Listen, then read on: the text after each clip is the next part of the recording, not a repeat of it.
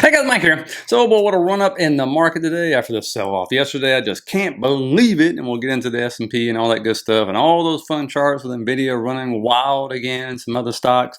But one thing I want to start off with here is, we're always talking about options, and the number one question I probably get in the comments or anywhere else is, what do you mean like the options market is running the market, or Tesla can't run without the options, and Nvidia and all this stuff, and Tesla and Nvidia can't seem to run at the same time, which if you notice, what's been going on the last couple of days, Nvidia's been running, and what's Tesla been doing? Right? Or doing nothing, okay? And so I found this video that just came out with Jim Carson, who this is what he does for a living, okay? He does it literally setting up around Wall Street, okay? He has the best job I've ever seen at describing exactly what options are, exactly the history of them very quickly, and why they're so powerful, and describes them in a different way than I've ever heard really anybody describe them. And what he thinks is going to happen is exactly what's happening now, so you probably agree with what he's saying.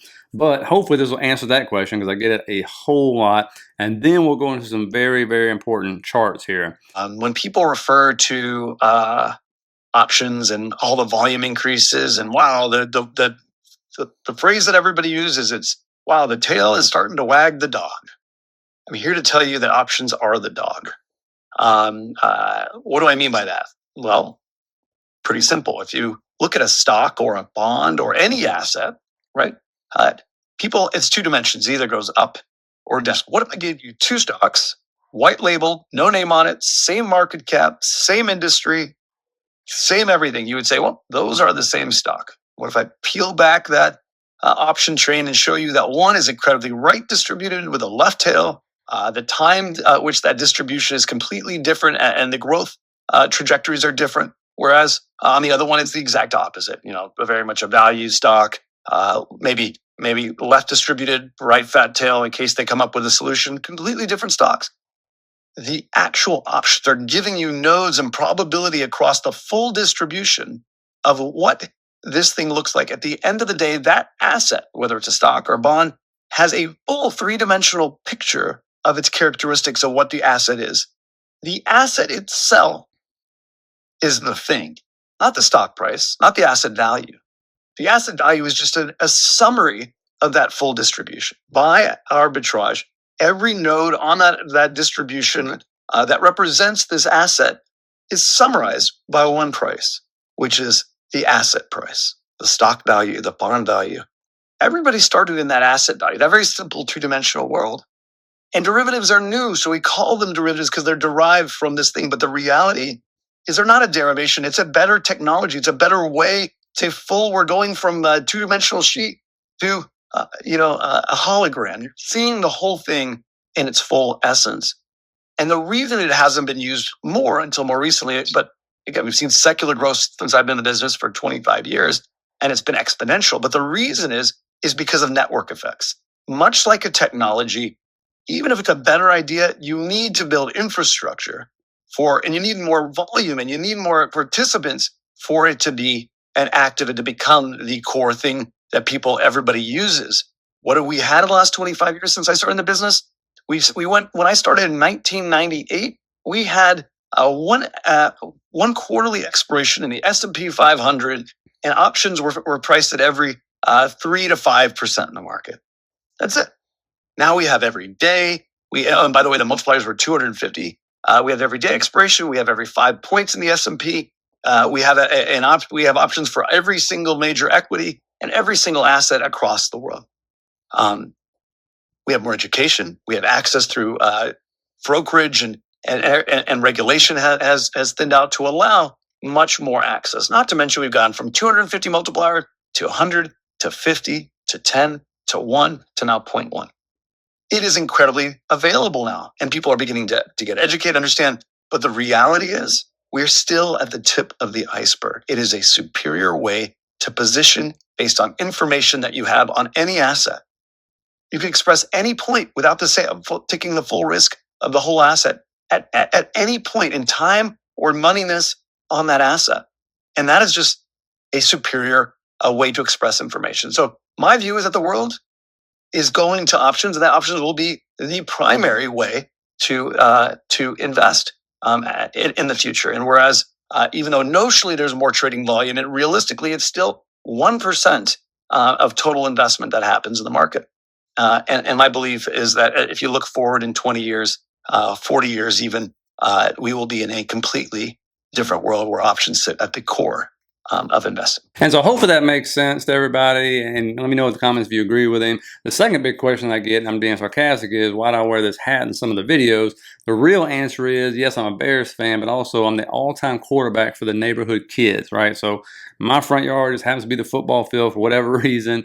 So my son's friends come over, and I'm the all-time QB, dropping dimes out there today. Let me tell you, actually I was, but just kidding. It's always fun playing with 9, 10, 11-year-olds. You feel like Brett Favre or, Joe Montana out there with those guys. So it's kind of fun. But that's why I don't feel like recombing my hair, because I've been sweating like crazy, because it's very humid in Florida, especially with a hurricane on the horizon. So anyway, now getting into the charts. We talked about the NASDAQ. We talked about the futures last night, right? And will we take prior day's low? We did immediately. As soon as they opened up, bam, we came down to what? This shaded area, which has been support. Okay, it's still good. The bulls are still defending it. And again, prior day low has this trick to it. Usually when you take it, it's a major level, then we're going to get a move up, right? So it's consolidated while most of us slept throughout the night right there in that range.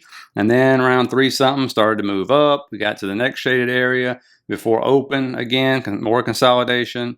And so then we got the nice explosion right before the market opened right there up to prior day's high before, okay? And so this is that shaded area. And so to get through that was a good thing. It was trying to turn to support yesterday, failed. So now we're above prior day's high. Again, what happens when we took prior day's high later on in the day? We end up coming back down.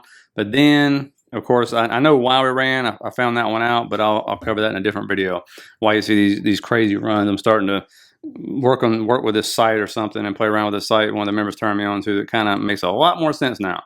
And so when you look at this, what do we stop at? Right here in this shaded area right here, which, going back to September 24th, I believe it is, or September 27th, excuse me, is where we keep, getting rejected, right? And so that's where we're at right now. So looking at this, what do we got to do? We got to move these major levels around and stuff. I got a feeling we're not done with that trend line. That's why I extended it up. But now that's going to be prior day's high. And as I'm recording this, it's actually sold down since we stopped. And so we'll see if we're going to end up taking prior day's high, because it is right there, because prior day low is going to be pretty darn far down to do in the middle of the night. You never know. I mean, you never know what's going to happen in Asia and the European markets and stuff. I'm going to talk about the Asian markets and what happened overnight, especially to Chinese stocks, which got absolutely obliterated. And so now we're between what? Here's another area of interest right there. And then, of course, above is the rejection zone, right? So we've seen this before, where if it moves through that rejection zone, it's going to be an explosive move, okay? And we do got something come out tomorrow, which may cause it. We'll see. But I think it's going to be Thursday. Now, S&P, let's make it simple. Still in the same range. That's all they did. Move us up. We're still in the same exact range. What happened with this trend line? When we drop below it, we get a nice fall. We get above it, retest it, we took off. Okay, so again, that level right there, still key, but again, it's still just in the zone. It's doing nothing but waiting. And so when it moves, it's going to be a really nice move. We'll see how CPI does or how the market reacts to that, right? Again, here's Nvidia. Talked about this trend line right here. That's where we stopped yesterday. Ended up gapping up again this morning. I didn't see any news, but they are holding some conference or whatever. And it didn't do, it made it halfway to 139, which we had talked about, but, wasn't quite as explosive as yesterday, but still 4%. That's pretty darn good. So we're going to extend this trend line out right here. I'm expecting to actually have a touch on this tomorrow, as a matter of fact. I'll be surprised if we do not. But when we look at this, so again, you're between 132, 135.50, okay? And so I don't know why I said 139, my apologies. 135, 139 is the one above that. And so again, this had a big move over 2 days. SMCI, again, this one we had talked about, got rejected. I mean, just absolutely slapped down hard. Remember, yesterday was a news event candle, right? Got rocketed up. As soon as they hit that 50, on the second, bam, 10% drop, okay? And so again, now it's below the trend line. So you kind of had the 50 and that trend line going for you. We had multiple rejections at that site. And so this is one of those stocks where I know a lot of people I don't know if it's the 47 strike or the 50 strike, that like somebody bought like 21,000 options on that thing today for like November 15th, if I'm not mistaken. But I think what they're playing is, obviously, if the 10K comes out okay, says, hey, we're not doing any funny money or cooking the books, then you can see this thing move up. Remember, it's a high flyer. It moves fast, okay? So there's your support right there. It falls into the gap from hell if it falls below that line, okay? They still won't let it go back down there, but that's where that volume profile gap is. where you see a big drop for the 10K comes out and they say, yep, we're cooking the books, you know, which is not what they would say that. But again, if it breaks above the 50, then you can see in that trend line right there, you could see another explosive move. I think this person's just gambling, but 21,000 contracts is a lot of contracts. I think it was like 1.8 million or something. But you know, looking at this Palantir, this is a weekly chart. A lot of people think it's at all-time highs. I don't know why somebody told me that. And I was like, nope, it's not at all-time highs yet. But obviously, crazy move. But the one good thing it did, and this is what I love to see from any stock that's having big moves, it came back down to that level and it retested, and then it bounced this morning. Okay, so it successfully turned resistance into support right here. Obviously, it's something you want to see continue. Again, this has been just a crazy move up from this thing once it moved out of that channel right there. And so, you know, that's a positive thing. But this is all-time high. It still has 10% to go to get to all-time highs, by the way. Just FYI on that one. But that is a positive thing, turning that into support, obviously. And, you know, I don't really keep up with this stock too much. It's not really my thing, but I know it's like the channel's dedicated to this. But when I saw that, I said, well, at least let me point this out, because, again, if we come back down and break that, what you should see is some slowdown right there, that daily fair value gap right there. If it cuts right through it, that's when I tell you expect a bigger move down, okay? And that would be right there, that trend line is where I'll probably look to support. But right now, again, 38.84, it turned that into support today. Now, like I told members this morning, Chinese stocks got absolutely obliterated overnight on the Hong Kong exchange, because what do we talk about? We talked about this meeting they were going to have about stimulus measures. Well, guess what? They didn't mention anything about that. They just said, don't worry, we'll bring stimulus if need to. And the market is like, forget that crap. We won't actually hear details. And so it dropped, right? And of course, we needed a big pullback. I mean, my goodness. And of course, it was perfect timing, because what was everything doing? HSI, we talked about coming into resistance, right? It goes pretty far back over here, an area of interest right here. And so, of course, that ended up pulling back about 10%. So that needed to be done, right? If you look at some of these other stocks and stuff, it made total sense. A lot of them were coming into resistance area after moving up parabolic. Funny thing is, in China, they reopened their market, and I think these stocks were way up on the Chinese stock market. But again, you go down some of these like K-Web.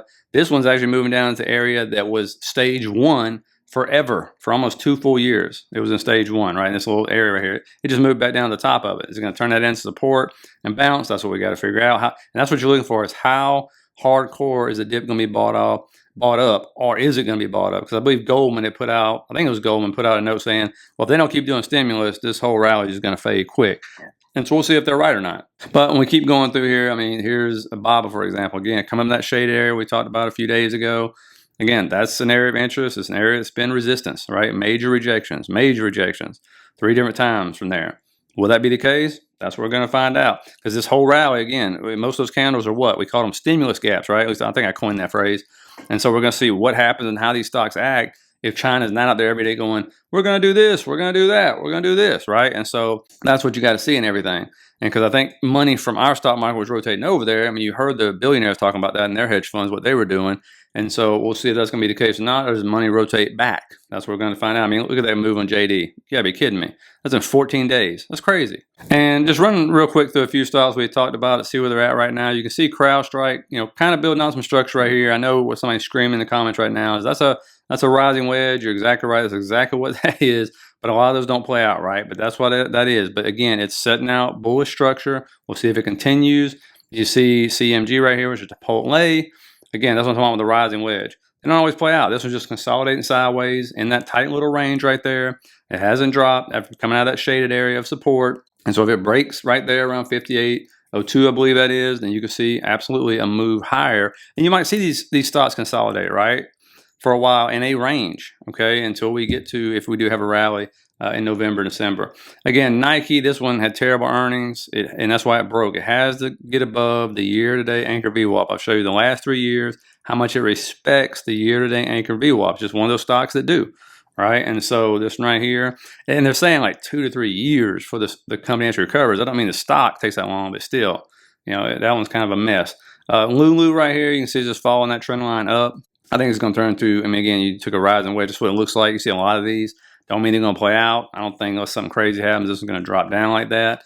But what you don't want to see is that low taken out. That's kind of the key. It don't matter if it keeps going sideways, but do not take out that previous low. That is the key on Lulu. And then, of course, trying to get through a shaded area, which has been a major area of interest for quite a while for it, as you can see right here. If you can get above that, then you're cooking with Crisco. Right now, you're like, People are like, do I get in this? Do I not get in this? Just don't take out the low. You may not be setting a higher high right now, but don't take out the low.